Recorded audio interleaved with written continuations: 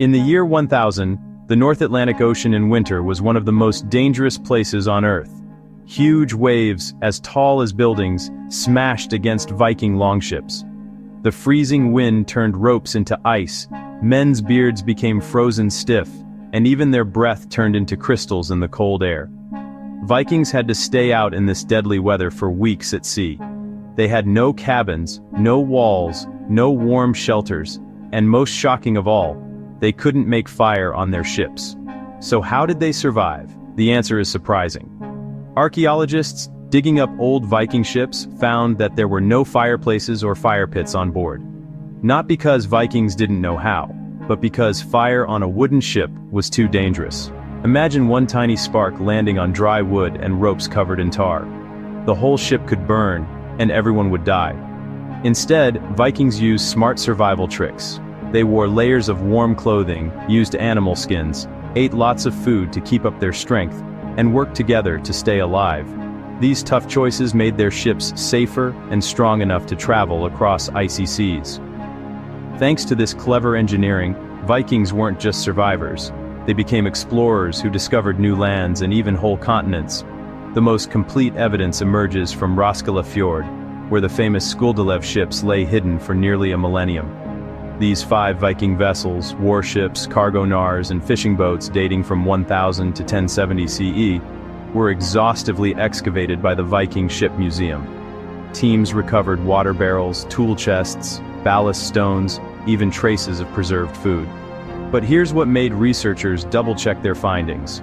Across all 5 vessels, representing different ship types and functions, not a single heating device.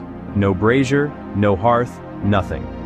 This absence continues at every major Viking ship discovery. The Oserberg ship from 834 CE contained elaborate cooking vessels, but these were burial goods for the afterlife, never used at sea. The Gokstad ship from 890 CE featured massive water storage systems, yet zero cooking facilities. Even the recent Gellertstad excavation of 2020 to 2021, using ground-penetrating radar and modern scanning techniques, found no cooking or heating apparatus. The sagas confirm this pattern. Norwegian legal texts, preserved in the Gragas law codes, mandated 3 daily shore trips for ship's cooks, 1 for water collection and 2 for meal preparation. The Erbigia saga describes drawing lots for who was to prepare food on the ship. But this refers to shore-based preparation, not shipboard cooking. So Vikings definitely didn't use fire at sea. But why accept such brutal cold rather than risk even a controlled flame? The answer lies in the terrifying reality of wooden ship fires. Viking vessels used clinker-built construction, overlapping planks sealed with tar, gaps stuffed with animal hair and wool, rigging waterproofed with pine pitch. The sail itself, densely woven wool treated with animal fat for water resistance, was essentially a massive torch waiting for ignition. But the real danger was the completely open design. Unlike later vessels with enclosed decks, Viking ships were enormous open boats. No bulkheads, no fire breaks, no way to contain a blaze. Maritime archaeology studies indicate a fire in such conditions could consume an entire vessel in under 4 minutes. Ship construction made onboard fires extremely dangerous. Every surface contained highly flammable materials. Physical remains from all major excavations shows no fire-resistant installations, metal hearths, or protective systems that would enable safe shipboard heating. For Vikings, fire meant certain destruction. If Vikings couldn't use fire, trapped on frozen seas for weeks without heat, how did they possibly survive? The answer required reimagining warmth itself. Archaeological textile evidence from sites like Herjolfsnes in Greenland reveals sophisticated layered clothing systems that could retain warmth even when wet, a critical advantage over many modern materials. Vikings developed different wool grades for different functions: wind resistance, insulation, and moisture management. The most remarkable discovery comes from preserved clothing finds and saga descriptions. Vikings practiced daily sleeve modifications for maximum heat retention. According to the Laxdæla saga, women crew members would use bone needles and wax thread to seal men's sleeves tight at the wrists each morning. Not tied, not buttoned, sewn shut. This created an airtight seal preventing heat loss. Before combat or landing, warriors would cut themselves free with their sax knives. This daily ritual was part of revolutionary textile technology. Greenlandic burial sites show specialized winter garments, sealskin, outer layers for maritime crews, fur-lined clothing from wolf and bear pelts, and evidence of this sleeve modification practice in preserved garments. The layering system was sophisticated beyond modern understanding. Each layer worked together to create what researchers call a portable microclimate. But even this advanced clothing couldn't preserve body heat during the long hours of sleep. That's when Vikings deployed their most ingenious innovation. Forget Hollywood's image of Vikings wrapped in individual furs. The reality was far more intimate and effective. Vikings used communal sleeping systems documented in multiple saga sources. The Eagles saga described shared sleeping arrangements using what the sagas call waterproof skin bags, likely the hudfat mentioned in the Prose Edda. These were two-person sleeping bags made of sheepskin with fur lining, designed not for privacy, but for survival. Two bodies in an insulated space generate compound heat. The bags could maintain internal temperatures 15 to 20 degrees warmer than outside air using only body heat. Winter campsites demonstrate these weren't luxury items, but standard maritime equipment. Crews were assigned sleeping partners based on watch schedules as documented in the Landnama Bok. When one sailor stood watch, his body heat warmed the shared space. When they switched, the second man entered an already warm environment. The sleeping area never cooled completely. The sleeping arrangement itself showed thermal genius.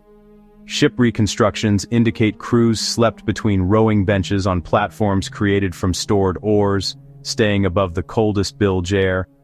The sail, when lowered, became a tent over the entire vessel, trapping warm air from dozens of bodies. Even wealthy Vikings shared these communal arrangements. Ship leaders received no special heating privileges. Survival requirements overrode social distinctions during voyages, but maintaining body heat in such conditions required enormous calories from food that couldn't be cooked. Vikings consumed preserved food specifically designed for cold consumption as documented across trading post excavations. Sites in Hedeby revealed the preparation techniques. Dried fish that remained edible for months, ship's biscuits, nut bread that wouldn't spoil in salt spray, and cold porridge systems prepared before departure. The porridge system, described in the Icelandinga saga, was particularly ingenious. Cooks would prepare massive quantities with added butter and salt for preservation. This mixture would congeal into a nutrient-dense paste that could be eaten directly or mixed with cold water. These provisions supplied the 2,000 to 3,000 calories per day, essential for cold weather survival. York site excavations show the scale of this provisioning. Massive stores of dried fish, hard-tacked biscuits, and fermented dairy products designed for extended voyages without cooking. But where did Vikings develop such sophisticated systems? The answer comes from their extensive infrastructure on land. Vikings weren't actually at sea continuously. Recent coastal surveys have uncovered extensive harbor networks for regular shore stops. Over 200 documented sites from Norway to Newfoundland, documented by the Viking Ship Museum's Coastal Archaeology project. The scale of these operations only became clear with modern excavations.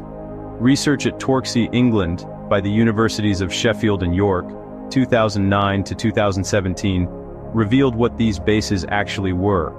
A winter camp spanning 55+ hectares with proper hearth systems, workshops, and family accommodations. These heating stations supported entire fleet operations through proper warming and food preparation impossible at sea. On land, Vikings possessed complex cooking technology that archaeological evidence shows never transferred to ships. These digs uncover riveted iron pots with integrated tripod systems, specialized suspension chains for hearth cooking, and soapstone vessels with superior thermal properties. These systems functioned exclusively during beached operations. Viking longhouse designs from sites like Borg in the Lofoten Islands demonstrate advanced understanding of airflow patterns, smoke evacuation, and efficient central hearth placement. Yet these innovations never appeared in shipboard applications due to fundamental safety constraints. Vikings possessed the technology for shipboard heating. They deliberately chose not to use it. But why choose calculated discomfort when other cultures found heating solutions? While Vikings sailed without fire, Mediterranean cultures had developed onboard cooking systems by 600 CE. Roman naval archaeology revealed ships with bronze braziers and specialized charcoal stoves. Byzantine vessels included dedicated galley areas with chimney systems and proper ventilation, all documented through underwater excavations in the Mediterranean. Vikings weren't unique among northern Europeans in avoiding shipboard fires. Anglo-Saxon and Frisian maritime archaeology, studied extensively by researchers at Cambridge and Groningen universities, shows nearly identical patterns.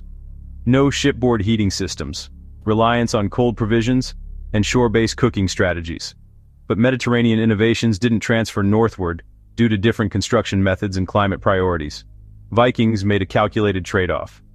Eliminating heating equipment saved cargo capacity and achieved superior speed, critical advantages for both raids and hasty escapes. Could modern sailors survive the same conditions using authentic Viking methods? Modern experimental archaeology confirms Viking techniques work. The 2007 Sea Stallion voyage from Roskilde to Dublin using an authentic School de Lève reconstruction proved that properly equipped crews using historical methods can survive extended cold water sailing without any heating systems. The expedition, documented by the Viking Ship Museum, demonstrated that shared sleeping arrangements, communal clothing maintenance, and coordinated watch rotations were absolutely critical for cold weather survival. The combination of appropriate wool clothing, social warming techniques, and weather management kept crew core body temperatures in safe ranges even during North Sea crossings in challenging conditions.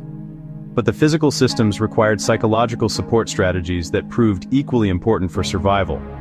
Evidence from over 50 Viking camps contained more than 300 gaming pieces, dice, board games, and carved entertainment items. According to researchers at the Museum of Cultural History in Oslo, crews invested significant time in social activities during harsh conditions. These weren't mere entertainment, but deliberate psychological strategies that complemented physical warming techniques. Gaming, storytelling, and organized competition helped crews endure discomfort by maintaining morale. Vikings understood intuitively that mental state directly affected physical endurance, what we now recognize as psychological thermogenesis.